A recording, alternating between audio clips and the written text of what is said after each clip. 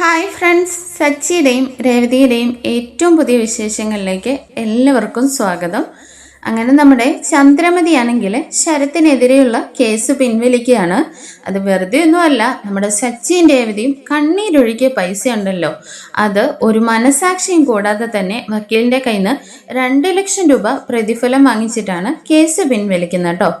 എന്നാൽ നമ്മുടെ ആ പണം നമ്മുടെ ശ്രുതി മോഷ്ടിക്കുന്നുണ്ട്. എന്നാൽ ശ്രുതിയാണെങ്കിൽ നവീൻ ദാസ് മരണത്തോട് മല്ലടിച്ച് കിടക്കുകയാണ്. അതുകൊണ്ട് തന്നെ ആന്റണിക്ക് പൈസ കൊടുക്കാൻ നിവൃത്തിയില്ലാതിരിക്കുന്ന സമയത്താണ് ചന്ദ്രമതിയുടെ കയ്യിൽ ഈ ക്യാഷ് ഉള്ള വിവരം അറിയുന്നത്. അങ്ങനെ നമ്മുടെ ചന്ദ്രമതിയുടെ പണം മോഷ്ടിക്കുന്നത് ശ്രുതിയാണ്. എന്നാൽ ശ്രുതിയാണെങ്കിൽ ഈ കള്ളത്തരം എല്ലാം കൂടിയിട്ട് നമ്മുടെ ചന്ദ്രമതിയും ശ്രുതിയും കൂടിയിട്ട് രേവതിയുടെ തലയിലേക്ക് ഇടുകയാണ് കേട്ടോ. കാരണം ശരത്തിന്റെ ഒരു മോഷണ കേസ് ഉള്ളത് കൊണ്ട് തന്നെ രേവതിയുടെ ആ പേരിൽ രേവതിയാണ് എടുത്തതെന്ന് പറയുന്നുണ്ട്. എന്നാൽ നമ്മുടെ സച്ചി വെറുതെ ഇരിക്കുവോ? അങ്ങനെ നമ്മുടെ ചന്ദ്രമതിയെ കൊണ്ട് തന്നെ ശ്രുതിയെ അറസ്റ്റ് ചെയ്യിപ്പിക്കുന്ന ഒരു രംഗമൊക്കെയാണ് വരാൻ പോകുന്നത്.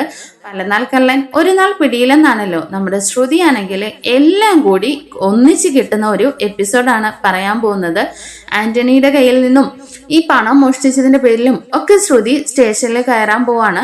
അപ്പൊ നമുക്ക് എപ്പിസോഡ് ഫുള്ളായിട്ട് വാച്ച് ചെയ്യാം. അങ്ങനെ വക്കീലിന്റെ കയ്യിൽ നിന്ന് ആ ക്യാഷ് മേടിച്ചിട്ട് ചന്ദ്രമതി പറയുന്നുണ്ട്, ഇത് ഞങ്ങളുടെ വീട്ടിലുള്ള ആരും അറിയാൻ പാടില്ലെന്നേ. ആ ഒരു കണ്ടീഷന്റെ പുറത്താണ് വക്കീലും സച്ചിയോടും രേവതിയോടും പറയുന്നൊന്നുമില്ല നമ്മുടെ ചന്ദ്രമതി ക്യാഷ് മേടിച്ചിട്ടുണ്ടെന്നൊന്നും. എന്തായാലും ഞാൻ സംസാരിച്ച് എല്ലാം ക്ലിയർ ചെയ്തിട്ടുണ്ട്. നിങ്ങളുടെ അമ്മ ഇപ്പോൾ തന്നെ സ്റ്റേഷനിൽ പോയിട്ട് കേസ് പിൻവലിച്ചോളും, ശരത്തിനെ വെറുതെ വിട്ടോളൂ എന്ന് പറയുന്നുണ്ട്. അങ്ങനെ ഈ വാർത്ത വക്കീൽ ഫോൺ വിളിച്ച് പറയുമ്പോൾ തന്നെ സച്ചിക്ക് ഭയങ്കര സന്തോഷമാണ് കേട്ടോ. അപ്പോഴേക്ക് രേവതി വന്നിട്ട് ചോദിക്കുന്നുണ്ട്, എന്താ സച്ചിയേട്ടാ, ആരെ വിളിക്കുന്നത്? രേവതി, അത് വക്കീലാ, ദേ അമ്മ കേസ് പിൻവലിച്ചു എന്ന്. ഇനി ശരത്തിന്റെ കാര്യം ഓർത്ത് നമ്മൾ ഒന്നും പേടിക്കണ്ടെന്ന് പറയാണേ. അപ്പോഴേക്ക് രവി വന്നിരിക്കുന്നുണ്ട്, എന്താണ്? അതേച്ചാ, അമ്മ കേസ് പിൻവലിച്ചു. ചന്ദ്രയുടെ കാര്യമായതുകൊണ്ട് നമുക്ക് വിശ്വസിക്കാൻ പറ്റില്ല, നീ ഒന്നുകൂടി ഒന്ന് വിളിച്ചെന്ന് പറയാനേ. ഇല്ലച്ചാ, അത് വക്കീല് തന്നെയാ പറഞ്ഞത്. പിന്നെ അമ്മയുടെ മനസ്സ് മാറിയത് എങ്ങനെയാന്ന് അറിയില്ലല്ലോ. എന്തായാലും ശരത്ത് രക്ഷപ്പെട്ടല്ലോ എന്നും പറഞ്ഞിട്ട് ഭയങ്കര ആഹ്ലാദ പ്രകടനമൊക്കെ നടത്തുന്നുണ്ട് കേട്ടോ നമ്മുടെ സച്ചി. ഈ ഒച്ചയൊക്കെ കേട്ടിട്ട് സുധി അങ്ങോട്ടേക്ക് വരുന്നുണ്ട്. എന്താ ഈ പാതിരാത്രിക്ക് ഇവിടെ കിടന്നോണ്ട് ഈ ബഹളം വെക്കുന്നതെന്ന് ചോദിക്കാനേ. അപ്പോഴേക്കും അതെ, എനിക്ക് സന്തോഷം വന്നിട്ടാണെന്ന് സുധിക്ക് സച്ചി മറുപടി കൊടുക്കുന്നുണ്ട്. അപ്പോഴേക്ക് ശ്രീകാന്ത് വന്നിട്ട് ചോദിക്കുന്നുണ്ട്, എന്താ സച്ചി ഏട്ടാന്നേ? അപ്പൊ രേവതി പറയുന്നുണ്ട്, അതെ, എൻ്റെ ശരത്തിനെ വെറുതെ വിട്ടു എന്ന് പറയാ കേട്ടോ. അമ്മയുടെ മനസ്സ് മാറിയെന്ന് പറയുന്ന സമയത്ത് നമ്മുടെ വർഷയ്ക്കും ശ്രീകാന്തിനും ഒന്നും വിശ്വാസമാവുന്നില്ല. രേവതി ചേച്ചി, എന്താന്ന് വെച്ചാ തെളിച്ചു പറ, ആന്റി കേസ് പിൻവലിച്ചെന്നോ?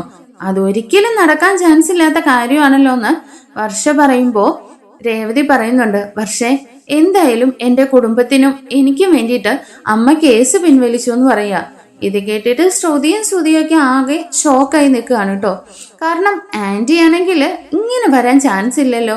ശ്രുതിക്ക് ആകെ ടെൻഷൻ ആവുകയാണ്. ശ്രുതി മനസ്സിൽ വിചാരിക്കുന്നുണ്ട്, ഓ നാശം, എന്തായാലും ഈ പേരിൽ സച്ചിയും രേവതിയും ഈ വീട്ടിൽ നിന്ന് പോകുമെന്നോർത്ത് സമാധാനിച്ച് സന്തോഷിച്ചിരിക്കുമായിരുന്നു.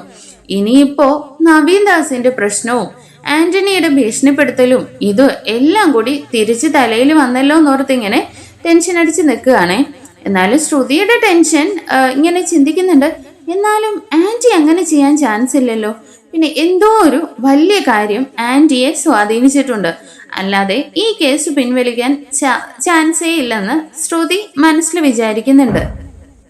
ഈ സമയം ശ്രീകാന്ത് പറയുന്നുണ്ട്, അല്ല സച്ചിയേട്ടാ, എനിക്കൊന്നും മനസ്സിലാവുന്നില്ല. ഈ കേസിന്റെ പേരും പറഞ്ഞാണല്ലോ അമ്മ അച്ഛനെ ധിക്കരിച്ച് ഈ വീട്ടിൽ നിന്നും തന്നെ പുറത്തു പോയത്. പിന്നെ എങ്ങനെയാ ഈ കേസ് പിൻവലിക്കാന്നൊക്കെ ചോദിക്കുന്നുണ്ടേ. ഈ സമയം നമ്മുടെ രേവതി ആണെങ്കിൽ പെട്ടെന്ന് തന്നെ പൂജാമുറിയിൽ പോയിട്ട് ദൈവത്തിന് നന്ദിയൊക്കെ പറയുന്നുണ്ട്. അപ്പോഴേക്കും വർഷ പറയുന്നുണ്ട്, ഞാൻ പറഞ്ഞില്ലേ ശ്രീകാന്തേ, ടൈം ഹീൽസ് എവരിതിങ് എന്ന്. ഇപ്പൊ കണ്ടില്ലേ, ടൈം കൂടുതലെടുത്ത് ആന്റി ചിന്തിച്ചപ്പോ ആന്റിക്ക് നല്ല ബുദ്ധി തോന്നിക്കാണും. എന്തായാലും ആന്റി അപ്പൊ മാറി ചിന്തിച്ചു, ഇതിനകത്ത് എന്താ ഇത്ര ചിന്തിക്കാന്ന് ചോദിക്കുന്നുണ്ട്. എന്ന് രവി പറയുന്നുണ്ട്, വർഷ പറഞ്ഞത് ശരിയായിരിക്കാം, പക്ഷെ ഞാൻ പോയി സംസാരിച്ചിട്ട് പോലും ഇത്ര അടം പിടിച്ചു നിന്ന ചന്ദ്രമതി ഇങ്ങനെ പെട്ടെന്ന് കേസ് പിൻവലിക്കണമെങ്കിൽ അതിന്റെ പിന്നിൽ എന്തെങ്കിലും ഒരു കാര്യം കാണുമല്ലോ. അതാണ് ഞാൻ ചിന്തിച്ചുകൊണ്ടിരിക്കുന്നേ. ഇത് കേട്ടിട്ട് ശ്രുതിയും പറയുന്നുണ്ട്, അതെങ്കിൽ അത് തന്നെയാണ് ഞങ്ങൾക്കും മനസ്സിലാകാത്തത്. ആന്റി എന്തിന്റെ പേരിലാണ് ഈ കേസ് പിൻവലിച്ചതെന്ന്. അതെന്താ ശ്രുതി നീ അങ്ങനെ പറഞ്ഞത്? അമ്മ കേസ് പിൻവലിക്കാൻ പാടില്ലായിരുന്നോ? കേസ് പിൻവലിച്ചത് നിനക്ക് അത്ര ഇഷ്ടപ്പെട്ടില്ലേ എന്ന് രേവതി ചോദിക്കുന്നുണ്ട്. അപ്പോഴേക്ക് ശ്രുതി പറയുന്നുണ്ട്, രേവതി ഞാൻ അങ്ങനെയല്ല പറഞ്ഞത്. കേസ് പിൻവലിക്കില്ല എന്നും പറഞ്ഞ് ആന്റി അത്രയ്ക്ക് സ്ട്രോങ് ആയിട്ടാണല്ലോ നിന്നത്. ശ്രുതിയും ഞാനും പിന്നെ അങ്കിളും ഒക്കെ പോയി വിളിച്ചിട്ടും ആന്റി തിരിച്ചു വരില്ല എന്ന് പറഞ്ഞു പോലും ഈ കേസിൽ സ്ട്രോങ് ആയിട്ട് നിന്നതാണ്. പെട്ടെന്ന് കേസ് പിൻവലിക്കണമെങ്കിൽ അതിന്റെ പിന്നിലൊരു റീസൺ ഉണ്ടാവുമല്ലോ, അതുകൊണ്ടാ ഞാൻ പറഞ്ഞേന്നേ. അപ്പൊ രേവതി പറയുന്നുണ്ട്, ദേ നോക്ക് ശ്രുതി, അമ്മയും 3 മക്കളെ പ്രസവിച്ചതല്ലേ. അപ്പോ എൻ്റെ അമ്മയുടെ കണ്ണീര് കണ്ടിട്ട് അമ്മയുടെ വിഷമം അമ്മയ്ക്ക് മനസ്സിലായിട്ടുണ്ടാവും. അതുകൊണ്ടായിരിക്കും കേസ് പിൻവലിച്ചെന്നൊക്കെ ഇങ്ങനെ രേവതി പറയാണ്. ഈ സമയം സച്ചി പറയുന്നുണ്ട്, അതെന്തായാലും ആവട്ടെ, അമ്മയുടെ മനസ്സ് മാറിയല്ലോ അച്ഛാ, ഇനി അച്ഛൻ പോയിട്ട് അമ്മയെ കൂട്ടിയിട്ട് വന്ന് പറയാ. അപ്പൊ രവി പറയുന്നുണ്ട്, എന്തിനാ സച്ചി, ഞാനല്ലല്ലോ അവളോട് ഇവിടെ നിന്ന് ഇറങ്ങി പോവാൻ പറഞ്ഞത്. അപ്പോ അവള് പോയവള് തന്നെ തിരിച്ചിങ്ങോട്ടേക്ക് വരട്ടെ. അച്ഛാ അങ്ങനെയൊന്നും പറയല്ലേ അച്ഛാ, അമ്മയൊരു അല്പം ഗൗരവമൊക്കെ നോക്കുന്ന ആളല്ലേ. അപ്പോ അച്ഛൻ ചെന്ന് വിളിക്കാൻ വേണ്ടിയിട്ടായിരിക്കും അമ്മ കാത്തിരിക്കുന്നത്. എന്തായാലും ശരത്തിന് വേണ്ടിയിട്ട് അമ്മയുടെ മനസ്സ് മാറിയല്ലോ, അച്ഛൻ പോയി കൂട്ടിയിട്ട് വന്ന് രേവതിയെ സച്ചിയും പറയുന്നുണ്ട് കേട്ടോ. എന്നാ രവി പറയുന്നുണ്ട്, ഇല്ല രേവതി, എന്തായാലും ഞാൻ അവളെ തിരിച്ചു കൂട്ടിക്കൊണ്ടുവരാൻ പോയില്ല. കാരണം അതൊക്കെ ഒരു താളമാകും. പിന്നെ എന്തെങ്കിലും ഒരു ചെറിയ കാരണം ഉണ്ടാവുമ്പോഴേ അവൾ ഇങ്ങനെയൊക്കെ കാണിക്കും. ഞാൻ പോയി കൂട്ടിയിട്ട് വരുമെന്ന് കരുതിയിട്ട് എന്തായാലും അതിനൊരു വളം വെച്ച് കൊടുക്കുന്നില്ല. പോയ ആള് തന്നെ തിരിച്ചു വരട്ടെ എന്ന് തന്നെയാണ് രവി പറയുന്നത്. സച്ചി വീണ്ടും പറയുന്നുണ്ട്, അച്ഛാ എന്തായാലും അമ്മ ഇവിടെ ഇല്ലാത്തത് കൊണ്ട് അച്ഛൻ ഒരുപാട് വിഷമമുണ്ടെന്ന് ഞങ്ങൾക്കറിയാം. അച്ഛൻ്റെ മുഖത്ത് ഒരു ഭാഗം തന്നെ കറുത്തിരിക്കുന്നത് അതുകൊണ്ടാണെന്ന് പറയാനേ. അപ്പോഴേക്ക് രവി പറയുന്നുണ്ട്, എടാ ഞാൻ നിന്നോട് പറഞ്ഞു എനിക്ക് വിഷമമുണ്ടെന്ന്. അതെ, ഞാൻ ഷേവ് ചെയ്യാത്തത് കൊണ്ടാ മുഖം അങ്ങനെ ഇരിക്കുന്നതെന്ന് പറയാനേ. അച്ഛൻ കൂടുതൽ കോമഡി ഒന്നും അടിക്കണ്ട. പിന്നെ അമ്മ ഞങ്ങളെല്ലാവരും അച്ഛൻ്റെ ചുറ്റുമുണ്ടെങ്കിലും അമ്മ ഈ വീട്ടിലില്ലെങ്കിൽ അച്ഛന് അത് ഒരുപാട് വിഷമമാണെന്ന് ഞങ്ങൾക്കറിയാമെന്ന് രേവതിയും സച്ചിയൊക്കെ പറയാട്ടോ. ഈ സമയം രവി ചോദിക്കുന്നുണ്ട്, നിങ്ങൾ എല്ലാവരും കൂടി എന്താ പറഞ്ഞു വരുന്നത്?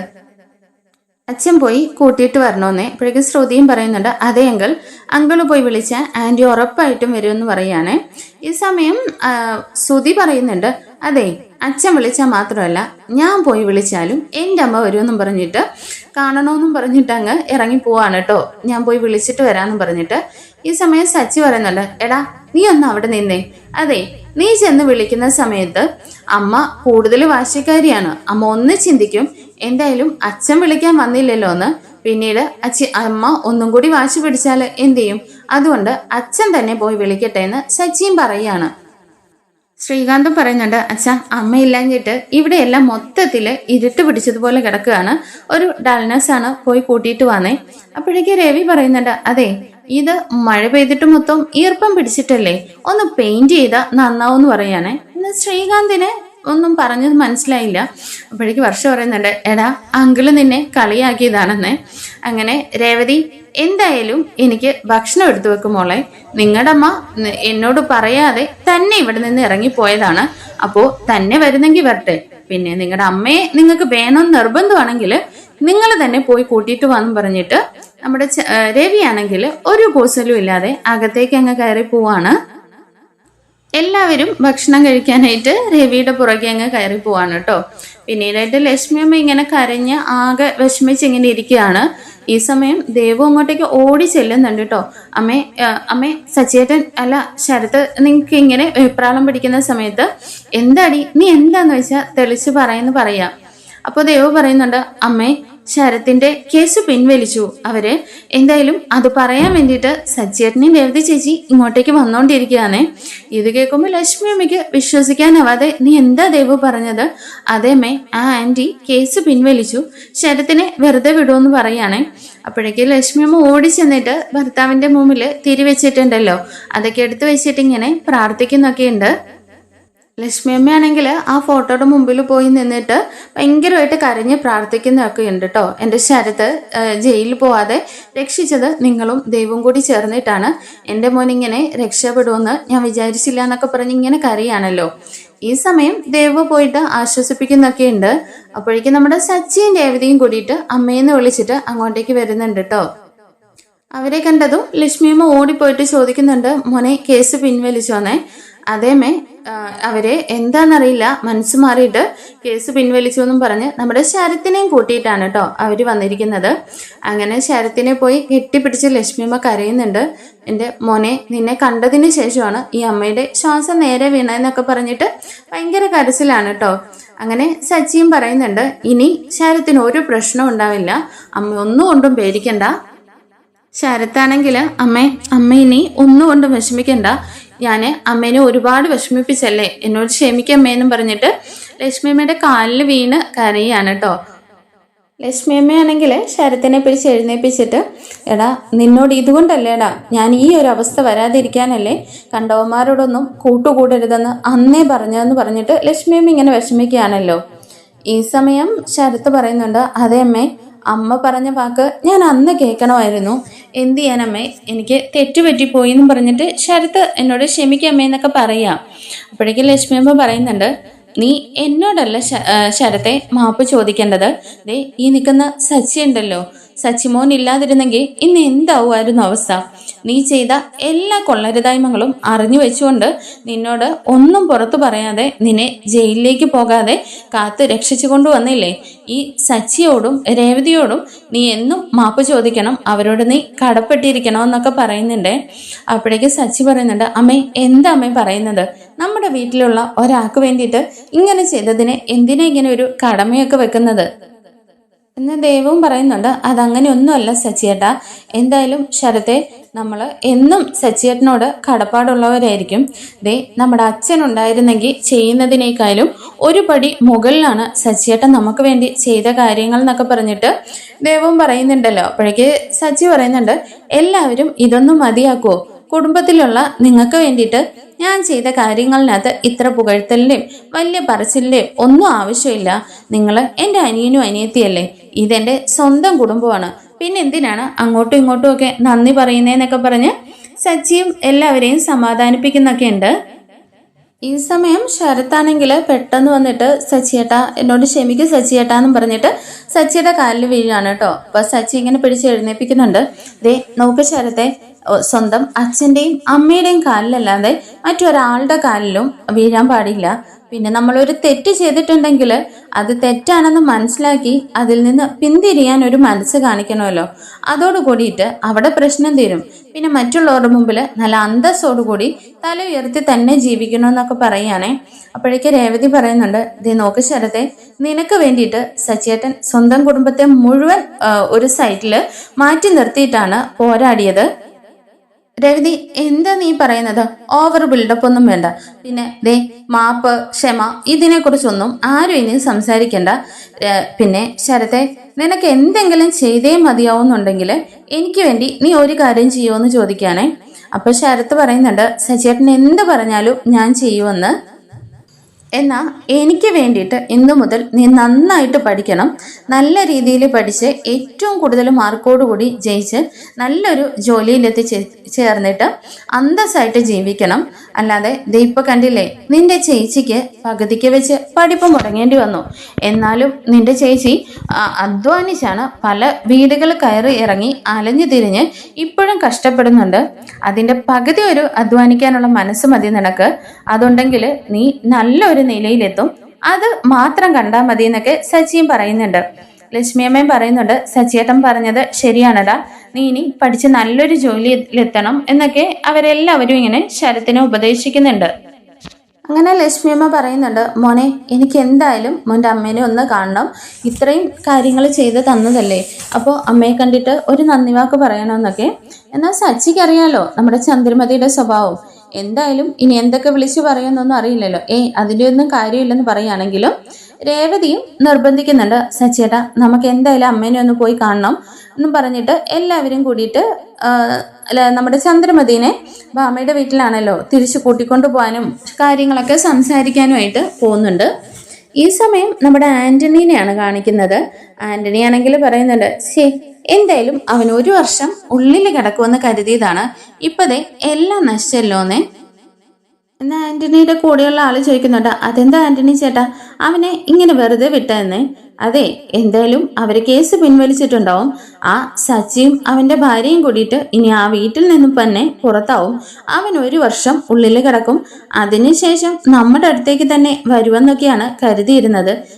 എന്തായാലും എല്ലാം നശിച്ചല്ലോ എന്നൊക്കെ പറഞ്ഞ് ആന്റണി ഭയങ്കര ദേഷ്യത്തിലാണ്. എന്തായാലും അവനെ തന്നെ ഞാൻ ഒരു കേസിൽ പെടുത്തി അവൻ 1 വർഷം എന്തായാലും ഉള്ളിൽ കിടക്കും. ലാസ്റ്റ് അവൻ എൻ്റെ അടുത്തേക്ക് തന്നെ തിരിച്ചു വരുമെന്നൊക്കെ പറഞ്ഞ് ഇങ്ങനെ ആന്റണി പറഞ്ഞുകൊണ്ടിരിക്കുകയാണ്. ഈ സമയം നവീന് പുറത്തേക്ക് ഇറങ്ങി വരുമ്പോഴേക്കും എന്തായാലും നിന്റെ പൈസ കിട്ടിയില്ലല്ലോ എന്ന് പറയുകയാണെ. അപ്പോഴേക്കും എടാ, ഇപ്പോഴെങ്ങാനും ആ ശ്രുതി കയറി വന്നിട്ടുണ്ടെങ്കിൽ ഉള്ളതെല്ലാം പൊളിയും, നീ എന്തിനാ പുറത്തേക്ക് വന്നതെന്ന് ചോദിക്കുകയാണെ. അപ്പോഴേക്കും നവീൻ പറയുന്നുണ്ട്, അതെ അവള് തന്നിട്ട് ഇപ്പൊ കിട്ടിയതുവാ കണ്ടോണമെന്ന് പറഞ്ഞിട്ട് ആന്റണീനെ ഒന്ന് കളിയാക്കുന്നുണ്ട് കേട്ടോ. ഈ ദേഷ്യം കൂടി വെച്ചിട്ട് ആന്റണി വീണ്ടും ശ്രുതിയെ വിളിച്ചിട്ട് ഭീഷണിപ്പെടുത്തുന്നുണ്ട്. നവീൻ ദാസ് ഉടനെ തന്നെ കൊല്ലപ്പെടും, ഡെഡ് ബോഡി ഞാൻ നിന്റെ വീട്ടുമുറ്റത്ത് കൊണ്ടുവിടും, മര്യാദയ്ക്ക് പണം കൊണ്ട് തന്നാല് ഞാൻ ഇവനെ ഹോസ്പിറ്റലിൽ എത്തിക്കാന്ന് പറയുന്നുണ്ടേ. അങ്ങനെ ശ്രുതിയാണെങ്കിൽ ഒരു നിവൃത്തിയില്ലാതെ ഇങ്ങനെ ആകെ ടെൻഷൻ അടിച്ച് ഇനി പൈസയ്ക്ക് എന്ത് ചെയ്യണമെന്ന് ആലോചിച്ചുകൊണ്ടിരിക്കുകയാണ്. പിന്നീടായിട്ട് കാണിക്കുന്നത് നമ്മുടെ ചന്ദ്രമതി ഭാമയുടെ വീട്ടിലാണല്ലോ ഉള്ളത്. അവിടെയാണെങ്കിൽ ഒരു സാരി ആണെങ്കിൽ വീട്ടിലൊക്കെ കൊണ്ടുവന്ന് വിൽക്കുന്ന ഒരു സ്ത്രീ വരുന്നുണ്ട്.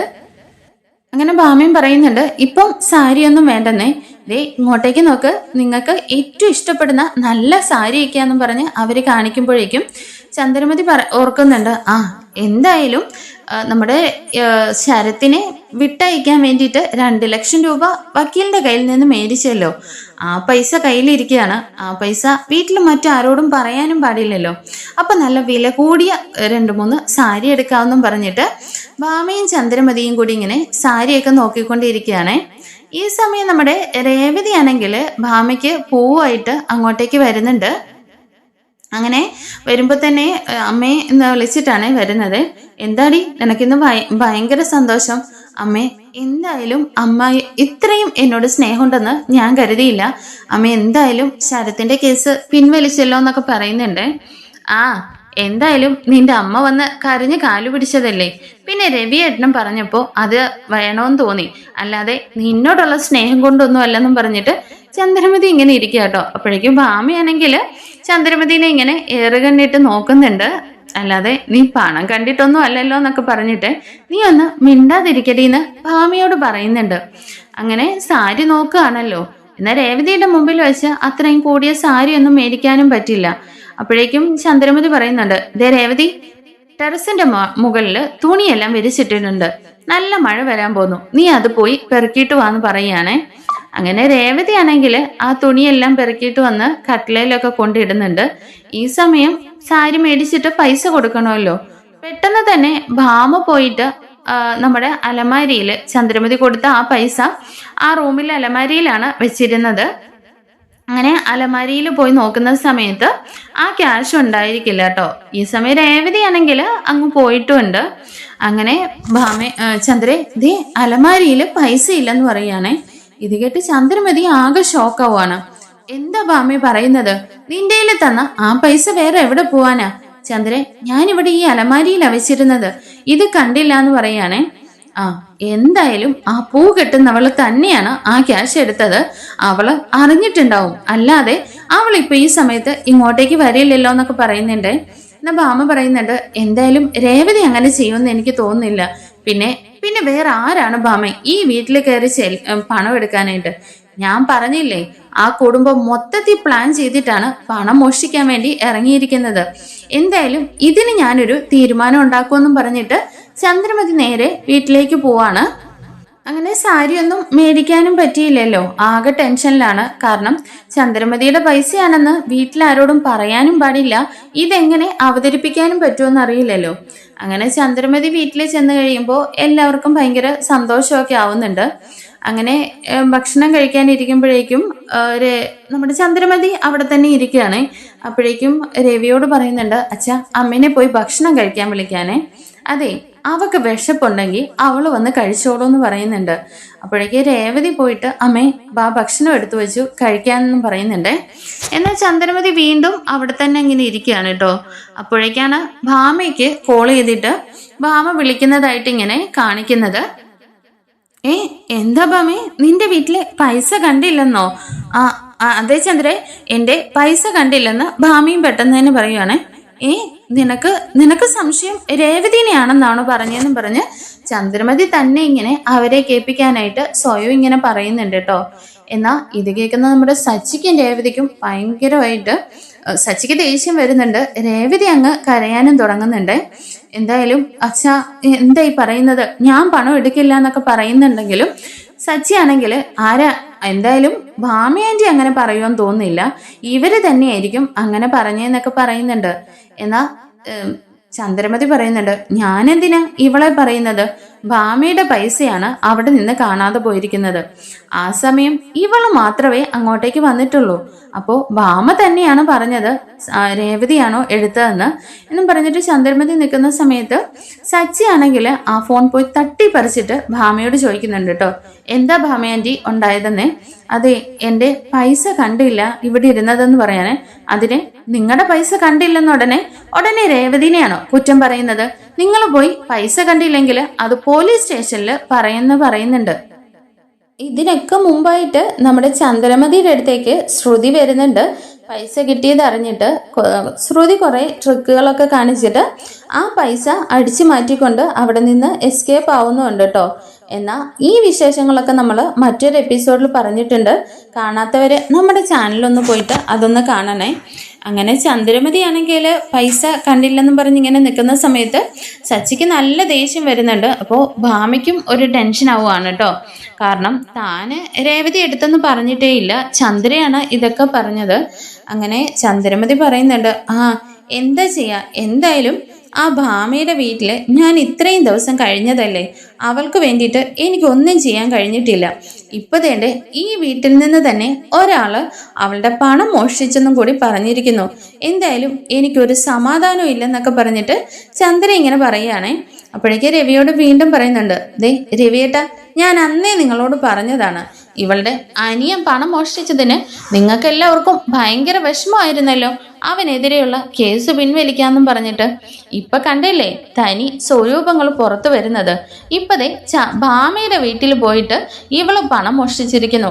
ഞാൻ പറഞ്ഞില്ലേ, ഇവരുടെ കുടുംബമായിട്ട് എല്ലാവരും കൂടി പ്ലാൻ ചെയ്ത് ചെയ്യുന്ന കാര്യങ്ങളാണ് ഇതൊക്കെയെന്നും പറഞ്ഞ് ചന്ദ്രമതി ഇങ്ങനെ പറയുകയാണ്. ഇത് കേട്ടിട്ട് സച്ചിക്ക് നല്ല ദേഷ്യം വരുന്നുണ്ട്. ദേ അമ്മേ, രേവതിയോട് എന്തെങ്കിലും ദേഷ്യം ഉണ്ടെന്ന് കരുതിയിട്ട് നിങ്ങൾ ആവശ്യമില്ലാത്തത് പറയല്ലേ. പിന്നെ ഈ കാര്യം സത്യമാണെന്ന് പോലും അറിയില്ല. ഭാമയാൻറ്റിയുടെ വീട്ടിൽ നിന്ന് ഇങ്ങനെ ഒരു പണം മോഷണം പോയിട്ടുണ്ടോ, പണം ഉണ്ടായിരുന്നോന്ന് പോലും അറിയില്ല. രേവതിനെയും എന്നെ ഈ വീട്ടിൽ നിന്ന് ഇറക്കാനായിട്ട് നിങ്ങൾ പഠിച്ച പണി 18 നോക്കി, അതും പറ്റില്ല എന്ന് കണ്ടപ്പോൾ പുതിയ തന്ത്രമായിട്ട് വന്നിരിക്കുകയായിരിക്കല്ലേ. എന്തായാലും ഞാൻ ഇതിങ്ങനെ വിടാൻ പോകുന്നില്ല. പിന്നെ ആ പണം ഉള്ളതായിരുന്നോ, ആ പണം എന്തിയെന്ന് ഈ സച്ചി കണ്ടുപിടിച്ചിരിക്കുമെന്ന് പറയാനേ. അപ്പോഴേക്ക് രേവതി ഭയങ്കര കരച്ചിലാണ്, സച്ചിയേട്ടാ ഞാൻ എടുത്തിട്ടില്ല, ഞാൻ അങ്ങനെ ചെയ്യുമോ എന്നൊക്കെ പറഞ്ഞിട്ട് കരയാനേ. അപ്പോഴേക്ക് സച്ചി രേവതിനെ സമാധാനിപ്പിക്കുന്നുണ്ട്. രേവതി, ഇവരെന്തെങ്കിലും പറഞ്ഞെന്നും പറഞ്ഞ് നീ ഇങ്ങനെ ഇരുന്ന് കരയേണ്ട കാര്യമൊന്നുമില്ല, നീ വിഷമിക്കാതെ എന്നും പറഞ്ഞിട്ട് സച്ചി ഇങ്ങനെ രേവതിയെ സമാധാനിപ്പിക്കുന്നൊക്കെയുണ്ട്. ഈ സമയം ശ്രുതിക്ക് ഭയങ്കര ടെൻഷൻ ആവുകയാണ് കേട്ടോ. കാരണം മറ്റൊന്നുമല്ല, രേവതി ഈ പണം കാണാതെ പോയതിൻ്റെ പേരിൽ രേവതിയുടെ തലയിൽ വരുമെന്നോ അത് സച്ചി ഏറ്റുപിടിക്കുമെന്നുള്ള കാര്യം നമ്മുടെ ശ്രുതി വിചാരിച്ചേയില്ല. കാരണം സച്ചി ഏറ്റെടുത്ത ഒരു കേസ് അത് സച്ചി തെളിയിക്കുക തന്നെ ചെയ്യും. ആ ഒരു പേര് നമ്മുടെ ശ്രുതിക്കുമുണ്ട്. കാരണം ഈ പൈസയുടെ സത്യാവസ്ഥ മനസ്സിലാക്കിയാൽ അത് ആന്റണിയിലേക്ക് ചെല്ലും. ആന്റണിയും താനുമുള്ള ബന്ധവും വീഡിയോ പുറത്തുവിട്ടത് താനാണെന്നും എല്ലാം സച്ചി കണ്ടെത്തുമെന്നുള്ള കാര്യം നമ്മുടെ ശ്രുതിക്ക് അറിയാം. അങ്ങനെ ശ്രുതി ഭയങ്കര ടെൻഷൻ അടിച്ച് നിൽക്കുകയാണേ. അപ്പോഴേക്കും സച്ചി പറയുന്നുണ്ട്, അച്ഛാ എന്തായാലും ഇതിന് ഞാൻ ഇന്നൊരു അവസാനം കാണുമെന്നേ. അപ്പോഴേക്ക് രവി പറയുന്നുണ്ട്, ദേ ചന്ദ്രേ, ഇത്രയും നേരം ഞാൻ വെറുതെ നിന്നു. നിനക്ക് ഇപ്പോഴാണ് എനിക്ക് മനസ്സിലായത്, രേവതി മോളെ പുറത്താക്കാൻ വേണ്ടിയിട്ട് നീ പുതിയ അടവുമായിട്ട് വന്നിരിക്കുകയല്ലേ. ഇനി ഒരക്ഷരം വേണ്ടിയ ഞാൻ നിന്റെ മുഖം അടിച്ച് പൊളിക്കുമെന്നൊക്കെ പറയുന്നുണ്ടേ. അങ്ങനെ അയ്യോ ഞാനൊന്നും ചെയ്തിട്ടില്ലേ, പാവം എൻ്റെ അല്ല പൈസ, പാവം ഭാമി എന്ത് ചെയ്തു, അവളുടെ പൈസയല്ലേ, അല്ലാതെ ഞാൻ രേവതി എടുത്തൊന്നൊന്നും പറഞ്ഞില്ലല്ലോ എന്നൊക്കെ പറഞ്ഞ് ചന്ദ്രമതി ഇങ്ങനെ ഓവർ സെന്റിമെന്റ്സ് ഒക്കെ ഇടുന്നുണ്ട് കേട്ടോ. എന്നാൽ നമ്മുടെ രവി ഇവരാരും വിശ്വസിക്കുന്നില്ല. കാരണം രേവതിനെ ആ വീട്ടിൽ നിന്ന് പുറത്താക്കാനുള്ള ചന്ദ്രമതിയുടെ പുതിയ തന്ത്രമായിട്ടാണ് എല്ലാവരും വിചാരിക്കുന്നത്. അങ്ങനെ ചന്ദ്രമതിക്ക് അർഹതപ്പെട്ട ആ ക്യാഷ് കിട്ടാതെ പോവാണല്ലോ. അങ്ങനെ നമ്മുടെ സച്ചിയാണെങ്കിൽ പിറ്റേ ദിവസം തന്നെ ഭാമയുടെ അടുത്തേക്ക് നേരിട്ട് ചെല്ലുന്നുണ്ട്. അങ്ങനെ പോലീസ് സ്റ്റേഷനിൽ കേസ് കൊടുപ്പിക്കാനായിട്ടാണെന്നും പറഞ്ഞാണ് പോന്നെ. എന്നാൽ ശ്രുതി പറയുന്നുണ്ട്, അയ്യോ പോലീസ് സ്റ്റേഷനിലൊന്നും കേസ് കൊടുക്കേണ്ട കാര്യമില്ല, ഇപ്പൊ തന്നെ മൊത്തത്തില് കുടുംബത്തിലൊരു പോലീസും കേസും ഒക്കെ ആയിട്ട് തിരിച്ചു വന്നതല്ലേ ഉള്ളൂ, ഇത് നമുക്ക് എങ്ങനെയെങ്കിലും കണ്ടുപിടിക്കാന്നൊക്കെ പറയുന്നുണ്ട്. അപ്പോഴേക്കും ശ്രുതി പറയുന്നുണ്ട്, ശ്രുതി നീ ഒന്നും മിണ്ടാതിരുന്നേ, ഇവറ്റകളെ ഇങ്ങനെയൊന്നും വിട്ടാ വെറുതെ ആവില്ല. ദേ ഇവൾ ഈ വീട്ടിൽ വന്ന് കയറി അന്ന് തൊട്ട് തുടങ്ങിയതാണ് ഈ വീടിന്റെ നാശം. ഇവള് തന്നെയായിരിക്കും ആ പണം മോഷ്ടിച്ചത്, അല്ലാതെ ആരും എടുക്കില്ല. സ്വന്തം അനിയനെ പുറത്തിറക്കാൻ വേണ്ടിയിട്ട് അവള് കണ്ടെത്തിയ പുതിയ വഴിയായിരിക്കും എന്നൊക്കെ പറഞ്ഞ് ശ്രുതി പറയുന്നുണ്ട്. ഇത് കേട്ടിട്ട് സച്ചിയാണെങ്കിൽ ശ്രുതിക്കിട്ട് നല്ലത് കൊടുക്കുന്നുണ്ട്. അങ്ങനെ സച്ചിയാണെങ്കിൽ ഭാമയുടെ വീട്ടിലേക്ക് ചെല്ലുന്നുണ്ട് കേട്ടോ.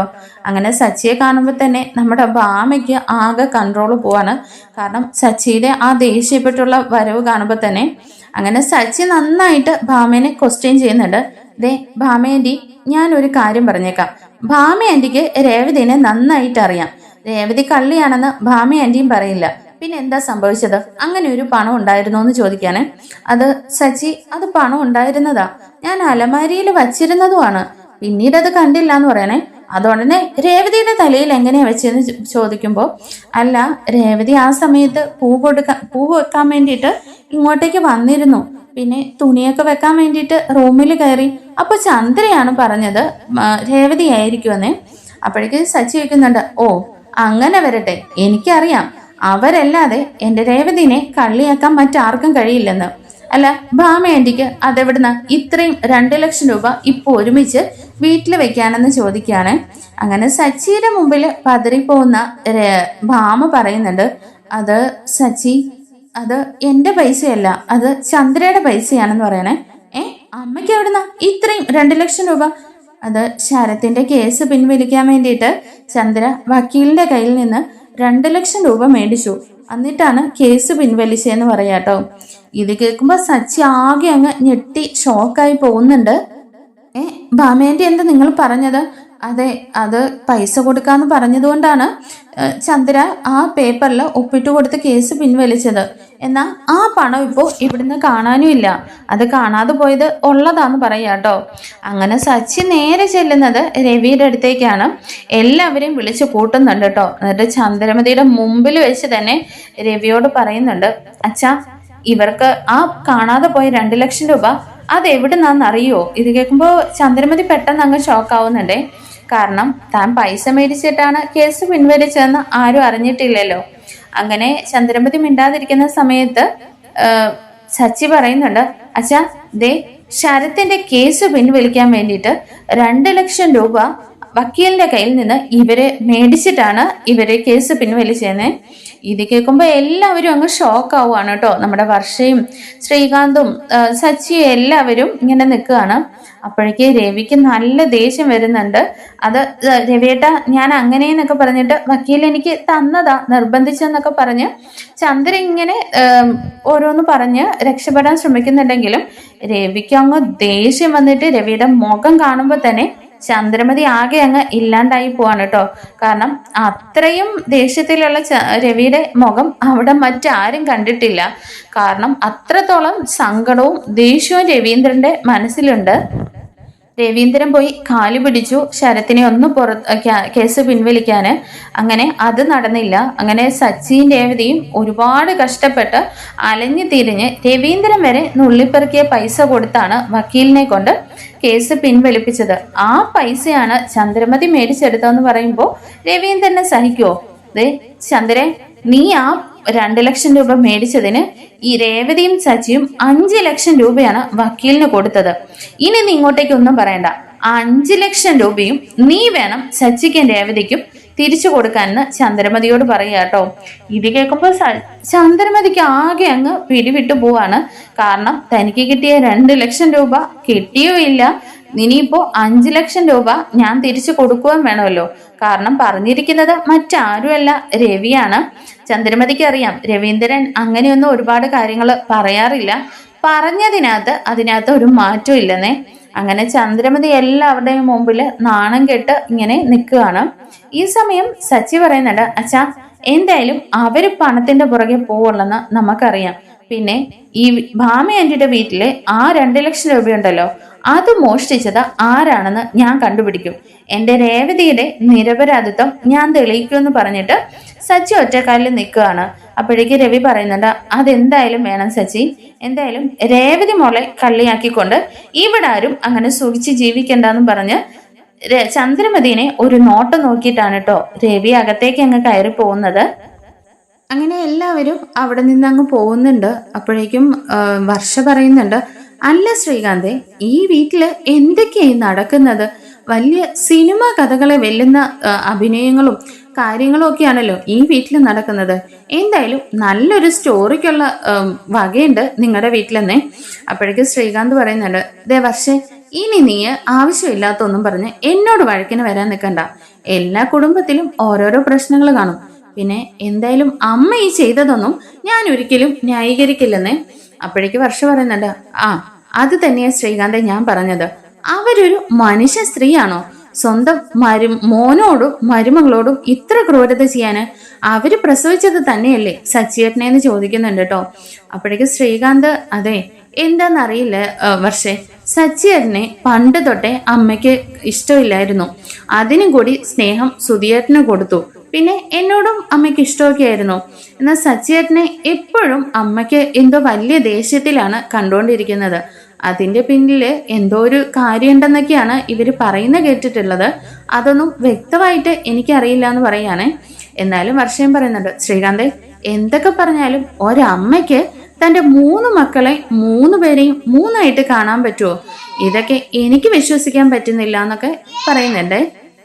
എന്നാൽ ശ്രീകാന്ത് പറയുന്നുണ്ട്, എന്തായാലും വർഷേ, എനിക്ക് ഇതൊന്നും മനസ്സിലാവുന്നില്ല. എന്തായാലും അമ്മ ഈ ചെയ്തത് സച്ചിയേട്ടനും രേവതി ചേച്ചിയും ഈ പണത്തിന് വേണ്ടിയിട്ട് ഒരുപാട് ഓടിയതല്ലേ. പണത്തിന് വേണ്ടിയിട്ട് അമ്മ ഇങ്ങനെ സ്വന്തം മക്കളോട് ചെയ്തത് എനിക്ക് ഒരിക്കലും അംഗീകരിക്കാൻ കഴിയില്ലെന്നേ. അപ്പോഴേക്ക് വർഷ പറയുന്നുണ്ട്, പണത്തിന് വേണ്ടിയിട്ട് ദേ നിങ്ങളുടെ അമ്മ നിങ്ങളെ പോലും കൊല്ലാൻ മടിക്കുകയല്ല.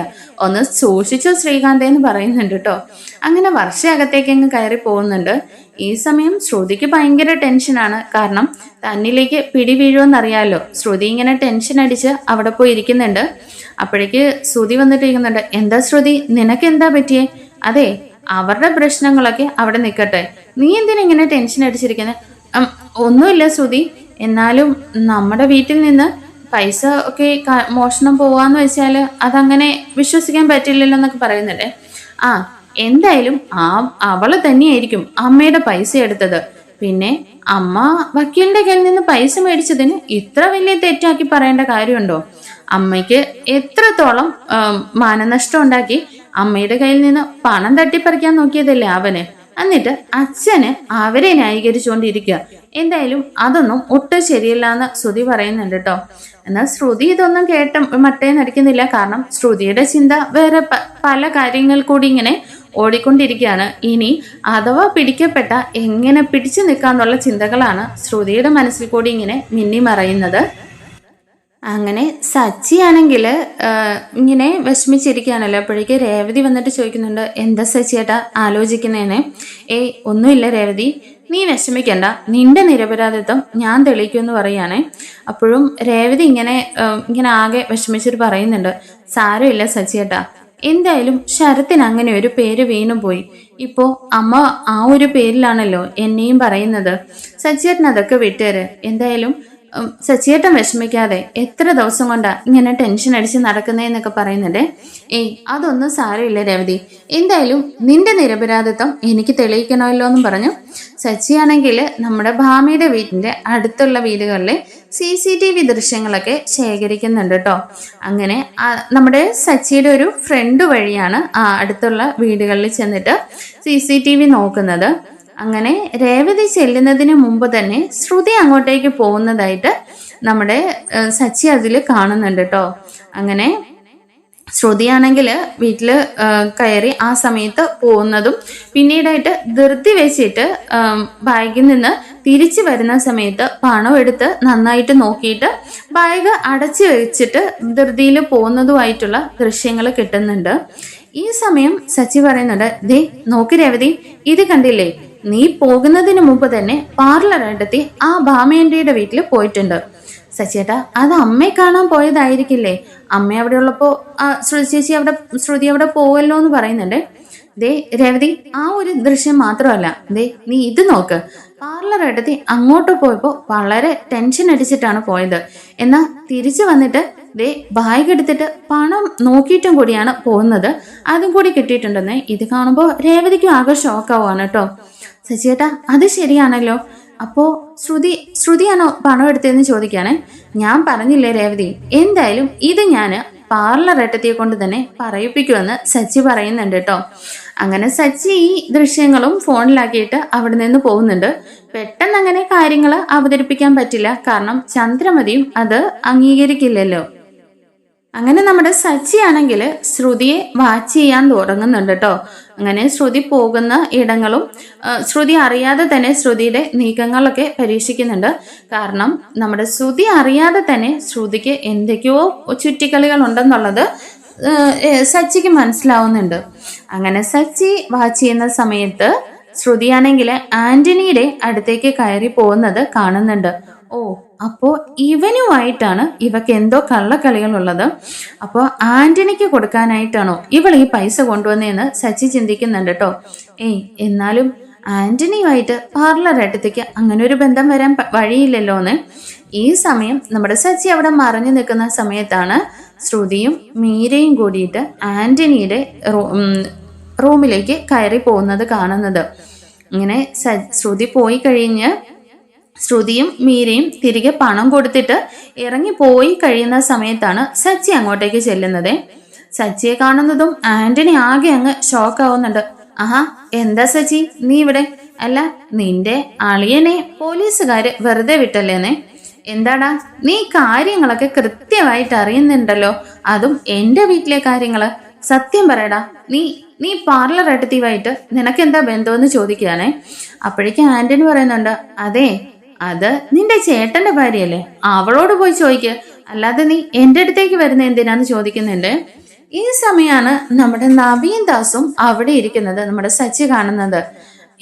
ഇവനെ എനിക്കറിയാലോ, നീ അല്ലേടാ അന്ന് സുധിയെ സ്വാമി വേഷം കെട്ടിച്ചിട്ട് കള്ളത്തരങ്ങളൊക്കെ പറഞ്ഞു പറ്റിച്ചത്?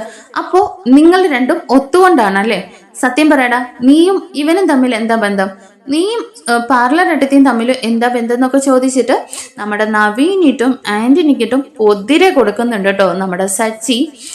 എന്താണെങ്കിലും നിന്നെയൊക്കെ കൊണ്ട് ഞാൻ സത്യം പറയിപ്പിക്കുമെന്നൊക്കെ പറയുന്നുണ്ട്.